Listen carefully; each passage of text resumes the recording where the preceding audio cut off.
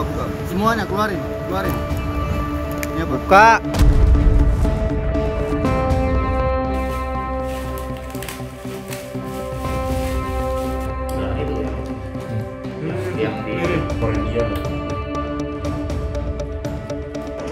Berbagai modus penyelundupan narkotika dilakukan untuk memasukkan barang haramnya ke tanah air.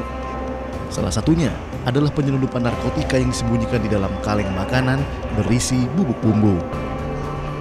Bea Cukai mencurigai ada seorang penumpang berkeluarga negaraan India yang terbang dari Kochi, India, kemudian yang bersangkutan transit di Kuala Lumpur, dan selanjutnya dari Kuala Lumpur kemudian landing di Terminal 2F Bandara Udara Soekarno-Hatta. Yang bersangkutan ini membawa bumbu-bumbu, ya, artinya bumbu-bumbu makanan khas India berupa kari yang dikemas dalam dua kemasan kaleng. Ya.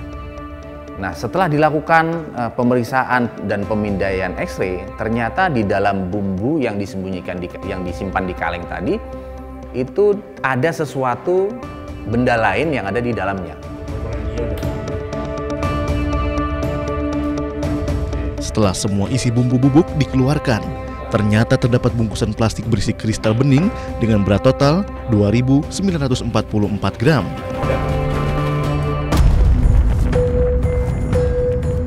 Nah, kemudian Bea Cukai melakukan pembongkaran terhadap bumbu kaleng tadi, ya. Jadi bumbu yang disimpan di kaleng. Setelah dibuka, ternyata benar di dalam kemasan kaleng tadi, di atasnya memang disimpan bumbu-bumbu kari India. Nah, ternyata setelah dibuka, di dalamnya terdapat benda berupa kristal putih.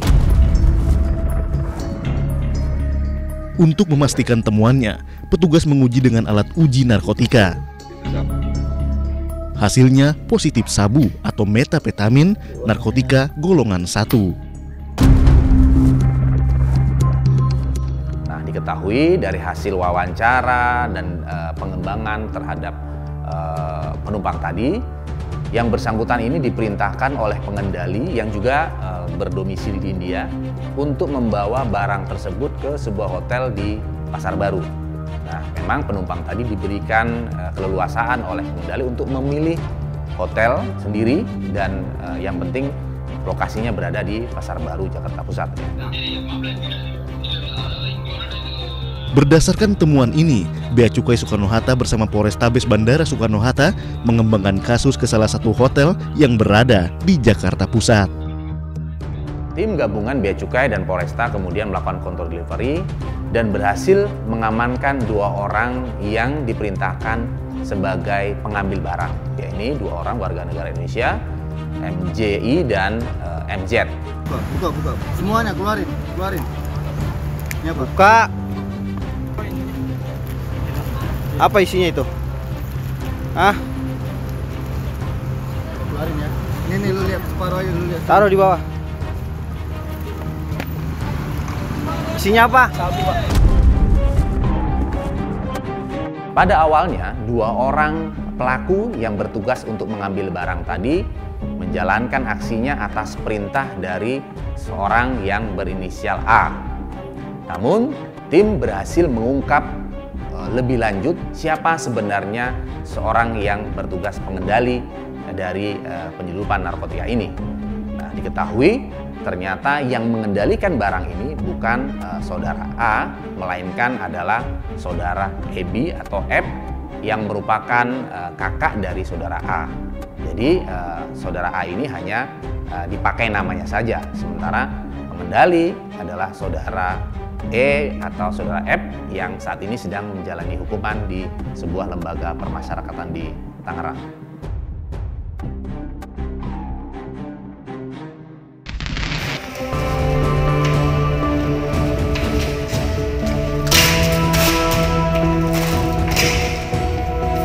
Petugas Bea Cukai Bandara Sultan Hasanuddin Makassar menemukan sejumlah obat-obatan yang dibawa seorang penumpang asal Kuala Lumpur, Malaysia dalam jumlah banyak. Kejadian berawal saat petugas Bea Cukai Bandara Sultan Hasanuddin Makassar menemukan sebuah koper yang dibawa oleh penumpang dari penerbangan Kuala Lumpur Ujung Pandang. Saat dimintai keterangan, penumpang tersebut tidak terima jika barangnya yang berisi obat-obatan tersebut disita oleh petugas. Penumpang berkilah bahwa obat-obatan itu digunakan untuk konsumsi pribadi. Jadi saya kan nggak tahu ini masalah ini belakang sadar saya dokter, cuma ada kan surat keterangan dokter. Iya, karena kita tidak tahu, bukan berarti tapi ada kan surat pemeriksaan Pak. Iya, betul. Makanya karena kita dokter. tidak Ini tahu. kan kita konfirmasi. Iya. Cuma kan di sini katanya pelanggaran loh Pak.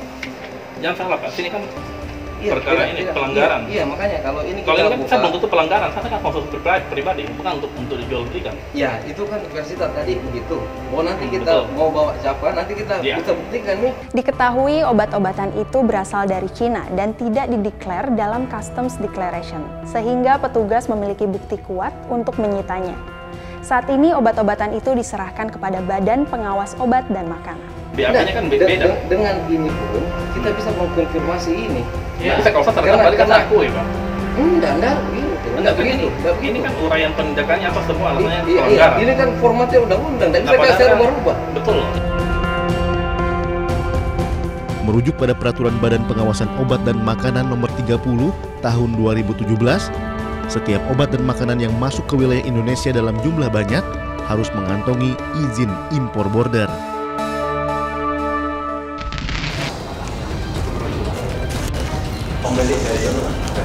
Di awal tahun 2020, Bea Cukai Kuala Namu Medan mengagalkan penyelundupan benih lobster yang akan dikirim ke Singapura. Benih lobster tersebut dikemas dengan kantong plastik yang telah diisi oksigen dan dimasukkan ke dalam koper. Jadi pada awalnya memang kita lihat ada koper ya yang terencana akan masuk ke bagasi pesawat. Bagasi pesawat ini pesawat Jetstar 3G284 tujuan Kuala Namu Singapura. Nah, kita melihat pada arus bagasi tersebut, kita lihat bahwa ada beberapa bagasi yang rencananya akan dimasukkan dan merupakan bagasi yang ada di make up area kita sebutnya pada saat injury time. Jadi bagasi-bagasi yang lain sudah masuk, namun demikian masih ada bagasi ini. Dari hasil X-ray tersebut maka kelihatan citra bahwa di dalam koper tersebut terdapat 30 bungkus plastik. Nah, 30 bungkus plastik ini setelah kita lakukan pencacahan bekerja sama dengan BKIPM, yaitu Balai Karantina Ikan yang ada di hutan sana, kedapatan sebanyak 18.240 ekor baby lobster seperti itu. Di pasar internasional, harga benih lobster jenis pasir mencapai Rp150.000 per ekor. Sementara harga benih lobster jenis mutiara bisa mencapai Rp200.000. Dengan harga yang fantastis, membuat para pelaku penyelundupan menghalalkan segala cara dalam mengelabui petugas. Kebanyakan dan ini didominasi oleh modus-modus yang melalui barang penumpang. Karena memang kita lihat bahwa baby lobster ini harus ditangani secara khusus ya, dia tidak tahan terlalu lama di dalam tempat yang tertutup. Maka untuk membenarkan itu tetap hidup, maka biasanya menggunakan media yang cepat. Dalam hal ini adalah pesawat ya, kalau kita bisa bilang, dan itu digunakan koper melalui bagasi penumpang. Penyelundupan benih lobster melalui bandara internasional masih menjadi perhatian Bea Cukai. Dalam awal tahun 2020, Bea Cukai Palembang berhasil menggagalkan penyelundupan benih lobster dengan nilai Rp2,5 miliar. Lalu pada akhir Januari, giliran Bea Cukai Makassar dengan nilai Rp3,5 miliar. Lalu ada Bea Cukai Ngurah Rai yang juga berhasil menggagalkan penyelundupan benih lobster senilai Rp2,6 miliar. Selanjutnya Bea Cukai Juanda dengan total Rp17,5 miliar. Bea Cukai Bandung turut menggagalkan penyelundupan benih lobster senilai Rp11 miliar. Bea Cukai Soekarno-Hatta juga berhasil mengamankan benih lobster senilai Rp19 miliar. Hasil dari penangkapan, setiap penangkapan kita lakukan semacam pengolahan data ya, karena kita juga bisa melakukan bagaimana keterkaitan orang ini dengan orang ini untuk berikutnya. Jadi kita namakan position analysis seperti itu.